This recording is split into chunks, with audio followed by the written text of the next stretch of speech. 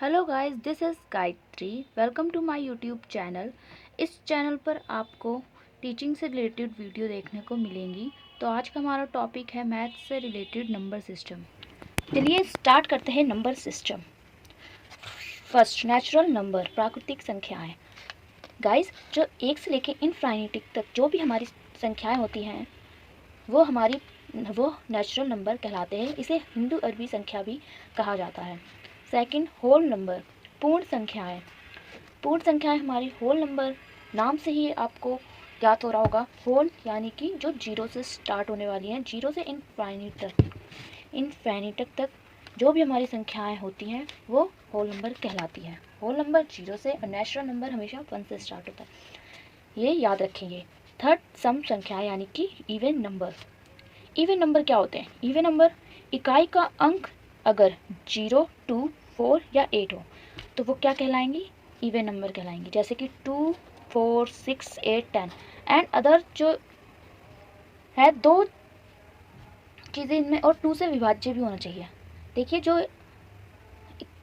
2 से विभाज्य होना चाहिए, 2, 4, 6, 8, 10, 12, वो हमारी इवन नंबर कहलाएंगे। और नंबर विषम संख्या, इसका उल्टा, 2 से विभाज्य नहीं होती है वो हमारे ऑड नंबर्स कहलाते हैं। वे पूर्ण वर्ग संख्या, परफेक्ट स्क्वायर नंबर। आशा करती हूँ आपको समझ में आ रहा होगा। परफेक्ट स्क्वायर नंबर जो होते हैं जिनका परफेक्ट स्क्वायर निकल आता है। मान लीजिए अगर हम 3 रख रहे हैं तो इसका स्क्वायर क्या होगा? 3, 9 का 3, 4 का 2, 16 का क्या होगा? 4, 5 का क्या होगा?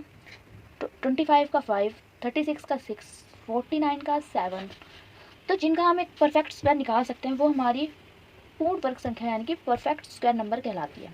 6, पूर्ण घन संख्या। अब जिसका हम परफेक्ट क्यूब निकाल सकते हैं वो हमारी क्या कहलाएंगी? Perfect cube number. जैसे कि 8 का कौन सी संख्या है जो पूर्ण घन, इसका क्या होगा? क्यूब क्या होगा? 2 होगा।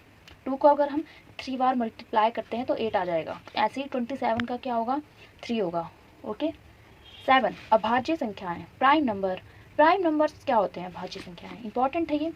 देखिए, इसमें 2 रूल होने चाहिए। ऐसी संख्या जिसके केवल 2 गुणनखंड हो, जिसके केवल 2 गुणनखंड। अब वो 2 गुणनखंड कौन कौन से होने चाहिए?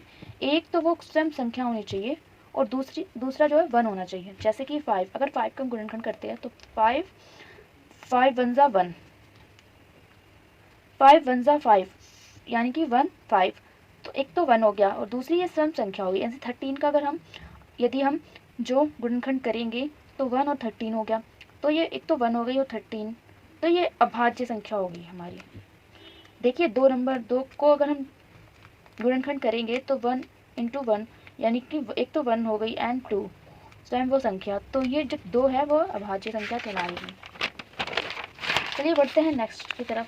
एग्जाम्पल 2, 3, 5, 7, 11, 13, 17, 19, 23। ये हमारी क्या हो गई? Prime number. ये हमारे हो गए प्राइम नंबर। अब देखिए, यहाँ पर एक नोट कर लीजिए कि 2 ही एक ऐसी संख्या होती है जो सम भी होती है और अभाज्य संख्या भी होती है। 2, 1 से 50 तक कितने प्राइम नंबर होते हैं? 15। और 50 से 100 तक कितने होते हैं? 10। ये याद रखना इंपॉर्टेंट है। 8, भाज्य संख्याएं, कॉम्पोसाइट नंबर। भाज्य संख्याएं क्या होती हैं? वे संख्याएं जिनके 2 से ज़्यादा गुणनखंड होते हैं वो हमारी भाज्य संख्याएं कहलाती हैं। जैसे कि 4, 9, 6, 8, 12, 14, 15, 18, जिसके 2 से ज़्यादा गुणनखंड होते हैं। जैसे कि 4। अब देखिए, 4 को आप हम लिख सकते हैं, 4 2 के टेबल में भी आता है एंड 4 के टेबल में भी आता है। तो 2 से ज़्यादा गुणनखंड हो गए ना, तो इसलिए ये जो है भाज्य संख्या है। अब एक नंबर जो होता है, एक संख्या जो होती है, ना तो वो भाज्य होती है और ना ही अभाज्य। देखिए, एक को अगर हम प्राइम नंबर कहेंगे तो 1 इंटू 1, एक का तो एक ही गुणनखंड होगा ना, कम से कम 2 गुणनखंड होने चाहिए अभाज्य संख्या में। ठीक है। और भाज्य में 2 से ज़्यादा होना चाहिए, तो इसमें 2 से ज़्यादा तो है ही नहीं, इसलिए ये ना भाज्य होती है ना ही अभाज्य। आशा करती हूँ यहाँ तक आपको समझ में आ गया होगा। चलिए 9 पॉइंट की तरफ बढ़ते हैं। इससे अभाज्य संख्या, को प्राइम नंबर। अब को प्राइम नंबर क्या होते हैं? इसमें 2 स्टेटमेंट होनी चाहिए। पहली क्या होनी चाहिए? ऐसी 2 संख्याओं का युग्म पेयर जिनका SCF या MCF 1 होता है। हाईएस्ट कॉमन फैक्टर या मल्टीपल कॉमन फैक्टर है वो 1 होना चाहिए। एंड सेकेंड स्टेटमेंट क्या कहती है? ऐसी 2 संख्याएं जो केवल 1 से विभाज्य हो। एग्जाम्पल, जैसे कि देखो 1 ले ली, एक 5 ले लिया, तो 1 और 5 का SCF देखिए 1 ही आएगा। और ये केवल एक से ही विभाज्य होगी, जैसे कि 2 7, ये भी 2 जो है एक से विभाज्य, 7 भी एक से विभाज्य है, 24 23। आई होप आपको समझ में आ रहा होगा। 10 रियल नंबर वास्तविक संख्याएं। वास्तविक संख्याएं क्या होती है, जिन्हें हम संख्या रेखा पर दिखा सकते हैं, वो हमारे रियल नंबर कहलाते हैं। जैसे कि 0 से लेकर माइनस तक, इन्फिनिटी तक जितनी भी संख्या होगी, वो यहाँ तक कि पॉइंट में भी, दशमलव में भी, वो भी हमारे रियल नंबर से होते हैं।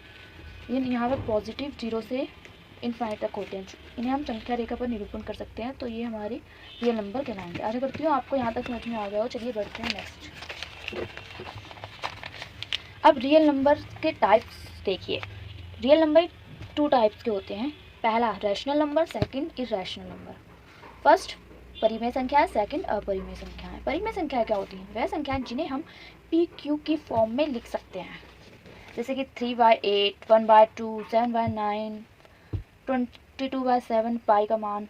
अब ठीक है, जिन्हें हम पी बाई क्यू की फॉर्म में लिख सकते हैं। अपरिमेय संख्याएं क्या होती हैं, जिन्हें हम पी क्यू की फॉर्म में नहीं लिख सकते, या फिर वर्गमूल घनमूल निकालने पर यदि मान इनकम्प्लीट आता है, जैसे कि √3 का मान पता नहीं क्या होगा, √3 का मान 1.732 इनकम्प्लीट आया, √3 नहीं निकाल सकते हम, √2 भी नहीं निकाल सकते, नहीं √4 निकाल सकते हैं, 2। ओके, एंड जो हमारे गणित के सिंबल होते हैं, प्रतीक होते हैं, वो भी हमारी अपरिमेय संख्या कहलाती है, जैसे कि पाई।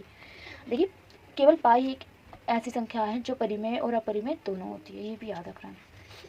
अब 13 है हमारा पूर्णांक, इंटीजर्स। इंटीजर्स क्या होते हैं, जो एक कंप्लीट वैल्यू हो तो उसे हम क्या कहेंगे, गुणांक कहेंगे, जैसे कि 2 3 15 -9 कंप्लीट वैल्यू होनी चाहिए। भिन्न फ्रैक्शन क्या होती है, जिन्हें हम पी बाई क्यू की फॉर्म में लिख सकते हैं, वो फ्रैक्शन कहलाती है। गाइस हमारा चैप्टर नंबर 1 जो है कंप्लीट हो चुका है। आशा करती हूँ कि आपको समझ में आया होगा। एंड गाइस अगर ये आपको वीडियो पसंद आई हो तो प्लीज़ मेरे इस चैनल को सब्सक्राइब कर लीजिए। आपको कॉम्पिटिटिव एग्जाम से रिलेटेड ऐसी वीडियोस इस चैनल पर देखने को मिलेगी। Take care, bye bye.